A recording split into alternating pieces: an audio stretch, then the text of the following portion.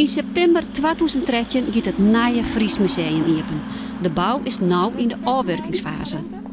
Architect Nienke Rixdukema kreeg de opdracht om een functionele publieksruimte te ontwerpen en uit te vieren. Nou, dit is nog al hier provisorisch, hè? Ja.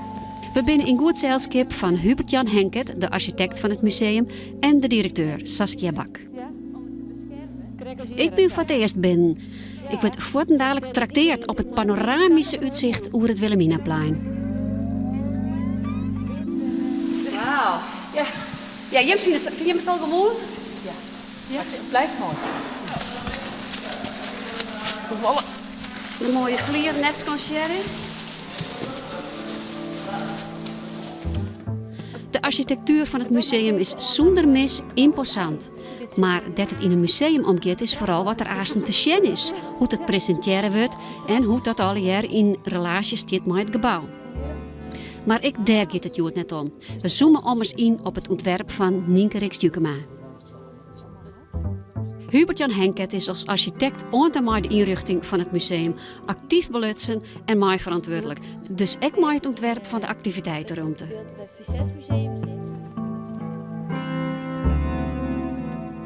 Het lijkt het heel liet, want het is nou natuurlijk nog helemaal leeg, maar het is vrij grote ruimte.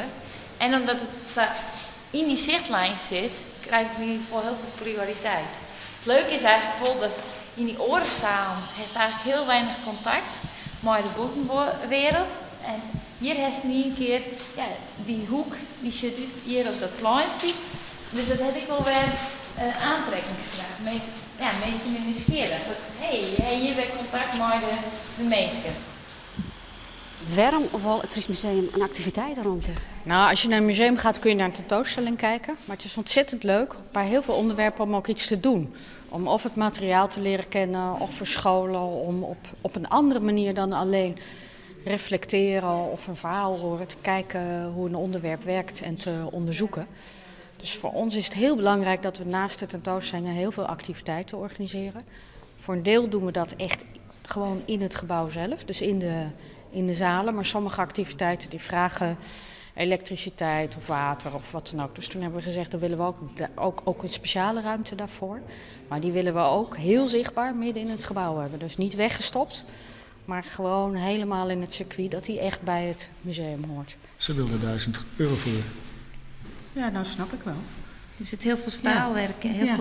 Nou, daarom ben ik zo bang dat je bijna niet kan bewegen. Nee, maar het is vooral, want ik zei ook van, dat kleine opstapje is meer dan zo'n verruimbare tafel. Ja. Maar hij zei, het is gewoon veel meer werk. Ik vind sterk in het concept dat het flexibel is, het plan. Dus je kan er allerlei kanten mee op. En toch heeft het een hele sterke vorm. En dat komt door die kasten met die krukjes die ze gemaakt heeft. En door de eenvoud, want dat was wat wij ook wilden. Dit museum is eenvoudig maar spectaculair en dat wilden we bij haar ook. Nou, dat heeft ze gedaan. Dat is de sterke kant. Je had haar net makkelijk maken door die wand te leren, maar dat glas onderin. Ja, we hebben 2 plekken gemaakt in het museum. Kijk, die mensen die lopen rond en die raken dus de weg kwijt op een gegeven moment. En dan wil je dus oriëntatiepunten hebben. Dat is het idee. Dat is het idee. Dus je komt dan aan. wel samen. Nee, maar je ziet het, je ziet er daar is buiten. Ja. En je ziet dat daar het er anders uitziet dan op de eerste verdieping aan de andere kant. Daar zit ook zo'n spleet. Zodat mensen even een oriëntatie hebben. Dus wat ik heb bedacht is gewoon een hele grote kast te maken.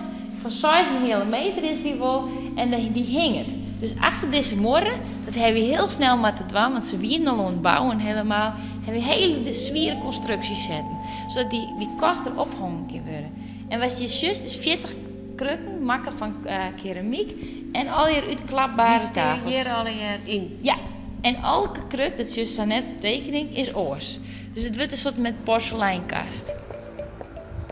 Voor het maatje van de meubels had Nienke Rix jouwt er vakmeesken inhield. De lijnen binnenkwart, voor oerlis, kun ze zo even binnenstappen. En dat is ik zat ze het lauwst werkend. Hey Nienke, daar is dat. Ligt het erop? Ja. Dus die hier laatste was, is de... Nee, dit is de eerste laag. Maar je biedt je witte pigment erin. Zodat ze net al te geel worden door de olie. Nee, want het is verder de olie. Ja, En dat zit er nou 1 keer in. mooi. Dit is goed? Ja. Ja.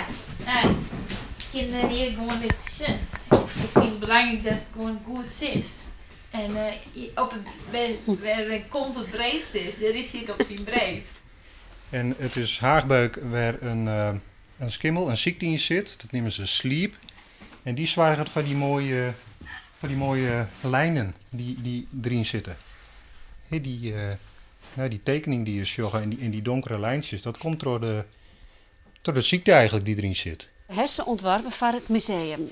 Maar dat mensen het nou zelf een leuk ding vinden om te hebben? Ja, nou, ze ben zeker ik van particulieren willen we ze te kepen hebben. En dan kun je gewoon via de website. We hebben op dit moment ben je bezig met een website www.kleikruk.nl en daar kun je meestal gewoon een kruk straks bestellen.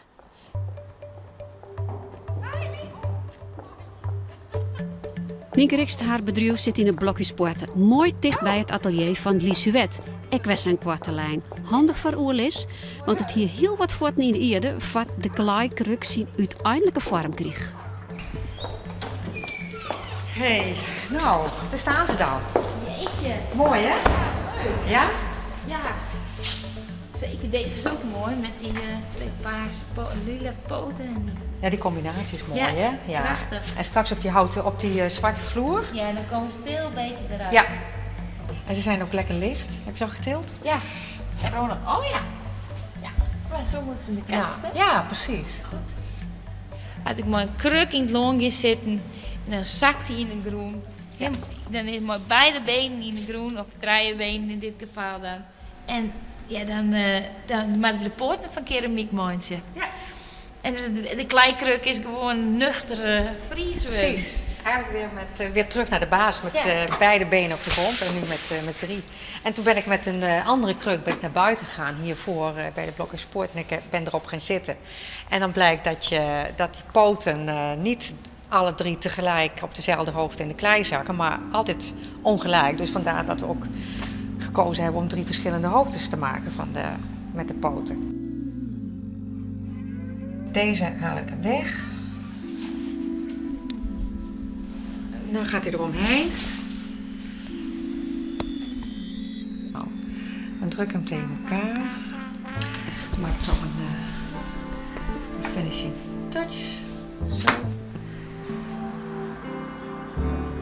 En dit? Wat is dit? Dat zijn tafels, die kunnen uitklappen. Kijk, zo zit hier in Zantel, is het uitklapbedden en dergelijke. En de kistjes zijn uitklappen. Dat is een lange tafel. En als je op een bepaald moment op een bepaalde hichte hebt, dan is het een contragewicht. Dus dan klapt hij net weer waarom. En nou dat wordt, hè, activiteitenruimte. Ik vind dat met een beetje denken aan een buurthuis of een fysiotherapeutencentrum of zo. Nou, ik vind dat wel een goeie. We zullen daar nog een mooi woord voor bedenken. Dat is een goeie, ja.